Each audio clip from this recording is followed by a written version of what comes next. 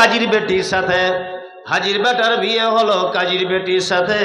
কাজীর বেটি বলছে আমি যাব সিনেমাতে। হাজির বেটা বলে ওগো বাপ যে আমার হাজি, ওগো বিবি তোমার কথায় কেমনে হব রাজি। কাজীর বেটি দুঃখ মনে কথা রাগি বলে, হাজির বেটা পড়লো ফেরে বোঝাই কোন ছলে।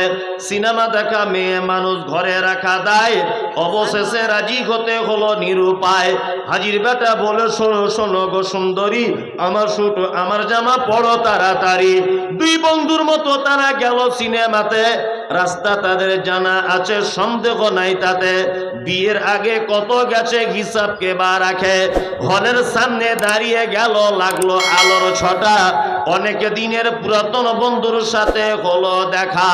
বন্ধু বলে ওরে বন্ধু এটা কে তোর হয়? বন্ধু বলে ওটা আমার শালার পরিচয়।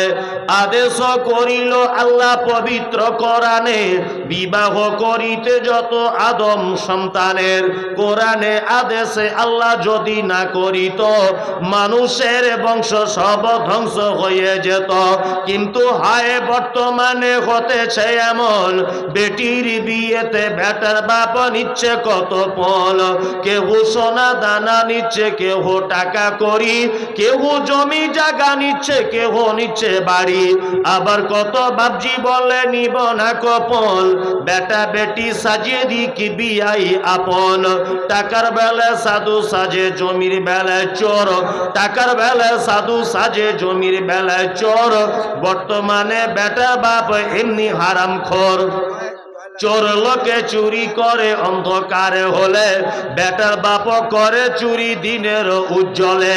হায়রে বেটার বাপ তুমি এমনি লুবি হলে, টাকার বদলে বেটা বিক্রি করিলে। ফারাক্কার ঘাটে শুনি বিক্রি হয় পাঠা, পাঠার মতো বিক্রি করো তোমরা নিজের বেটা। হায়রে বেটার বাপ তুমি এমনি লুবি হলে, টাকার বদলে বেটা বিক্রি করিলে।